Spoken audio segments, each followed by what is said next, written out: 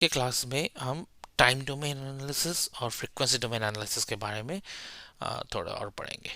So next topic जो हम पढ़ने वाले हैं, what is time domain analysis and frequency domain analysis.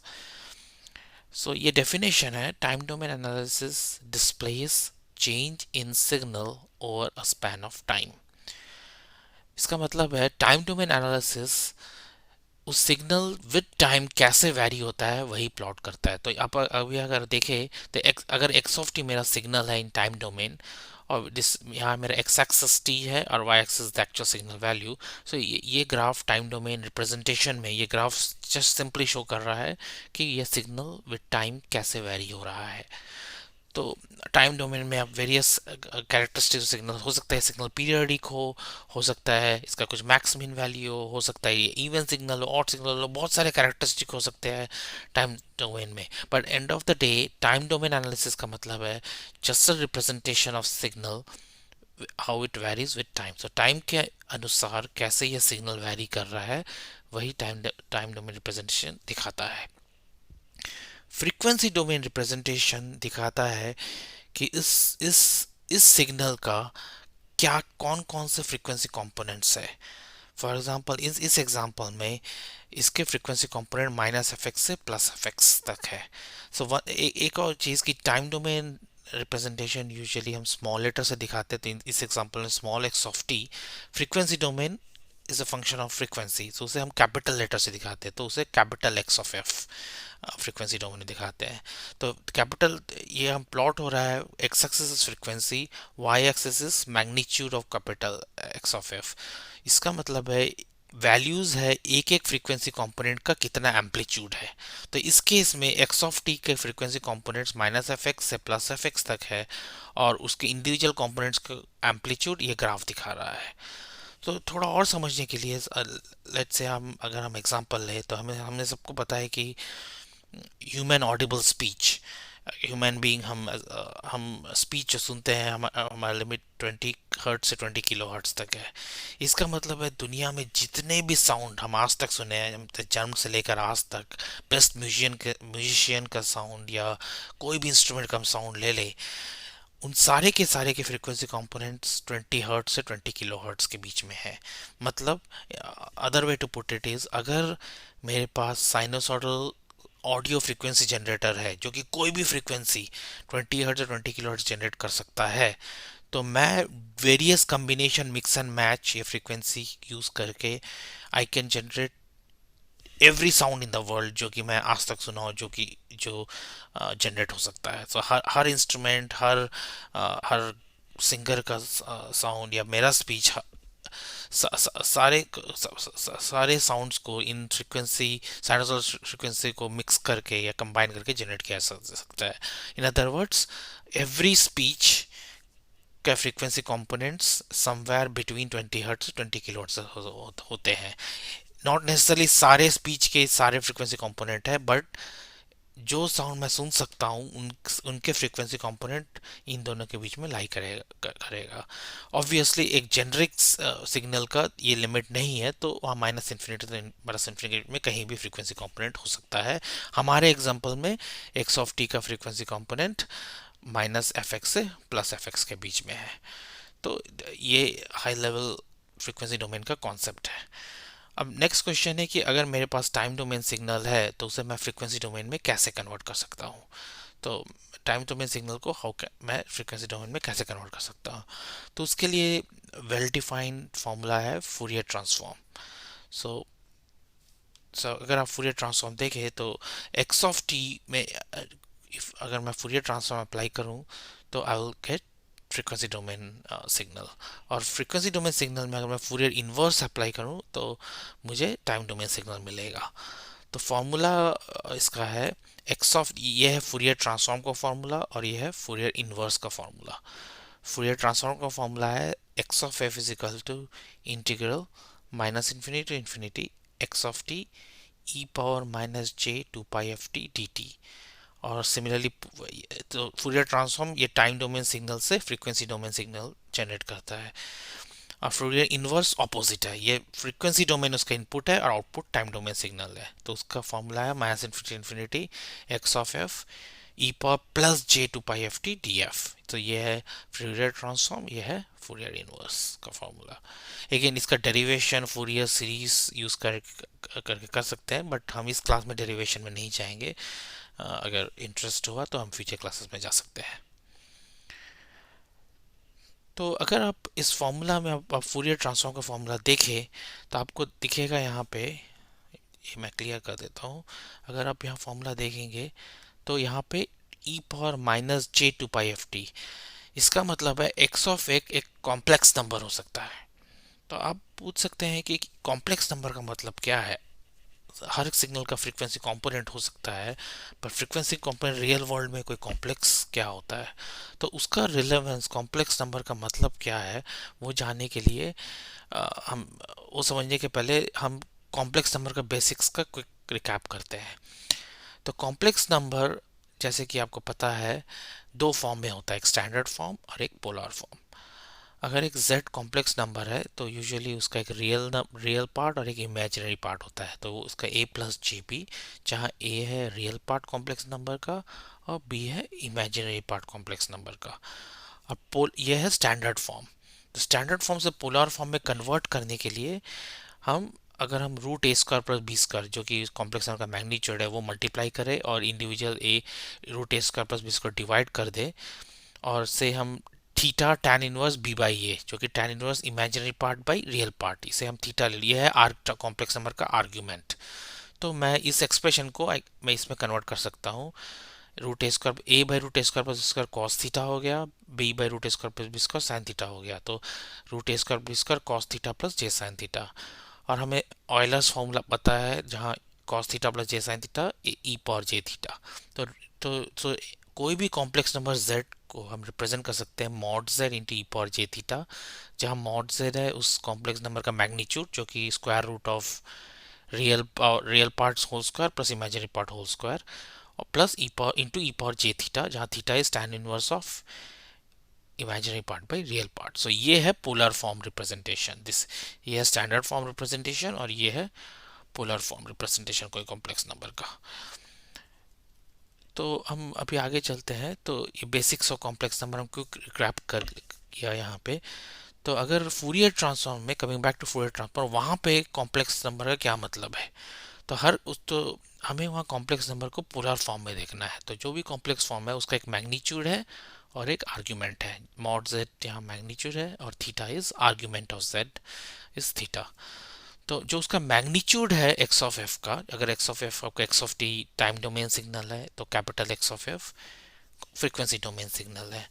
तो वो जो फ्रीक्वेंसी डोमेन सिग्नल है उसका मैग्नीट्यूड रिप्रेजेंट करता है इंडिविजुअल फ्रीक्वेंसी कंपोनेंट का एम्पलीट्यूड, और एक्स ऑफ एफ का जो आर्ग्यूमेंट है वो रिप्रेजेंट करता है आप इंडिविजुअल फ्रीक्वेंसी कंपोनेंट में कितना फेज डिले अप्लाई करना है। तो अगर हम पिछला एग्जांपल में जाए, यहाँ पे मैंने बोला कि इंडिविजुअल फ्रीक्वेंसी कंपोनेंट का डिफरेंट एम्पलीट्यूड है। जैसे कि यहाँ ट्रायंगल कर्व है, मतलब माइनस एफ एक्स जो फ्रीक्वेंसी कंपोनेंट है उसका एम्पलीट्यूड ज़ीरो है, जो कि ज़ीरो फ्रीक्वेंसी कंपोनेंट का एम्पलीट्यूड मैक्सिमम है, और बीच में डिफरेंट डिफरेंट एम्पलीट्यूड है for individual frequency component. But individual frequency component का न सिर्फ एम्पलीट्यूड वेरी हो सकता है, उनका फेज डिले भी अलग अलग हो सकता है। तो अगर फूरियर ट्रांसफॉर्म कॉम्प्लेक्स नहीं होता, सिर्फ एक ही वैल्यू होता, तो हम फेज डिले और एम्पलीट्यूड दोनों को रिप्रेजेंट नहीं कर सकते।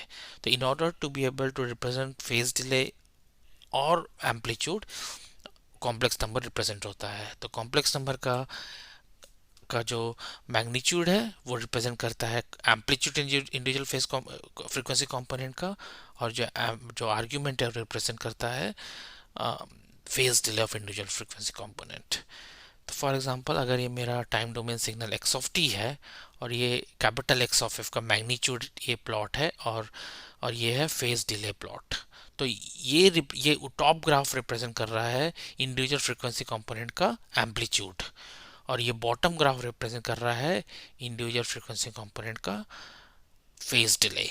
इन अदर वर्ड्स, अगर मेरे पास फ्रीक्वेंसी जनरेटर है माइनस एफ एक्स से प्लस एफ एक्स, और मैं सारे frequency possible from minus F x से प्लस एफ एक्स जनरेट करूँ और मैं उनमें एम्पलीट्यूड अप्लाई करूं टॉप ग्राफ से और फिर फेज शिफ्ट अप्लाई करूं बॉटम ग्राफ से और फिर सारे फ्रीक्वेंसी कंपोनेंट को अगर मैं ऐड कर दूं तो मुझे ये वापस टाइम डोमेन सिग्नल मिल जाएगा।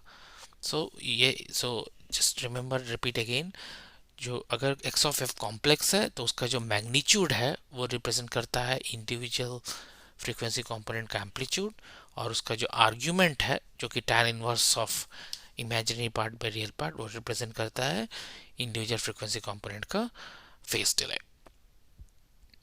तो आगे जाने के पहले हम इसको एक दूसरे तरीके से देखते हैं।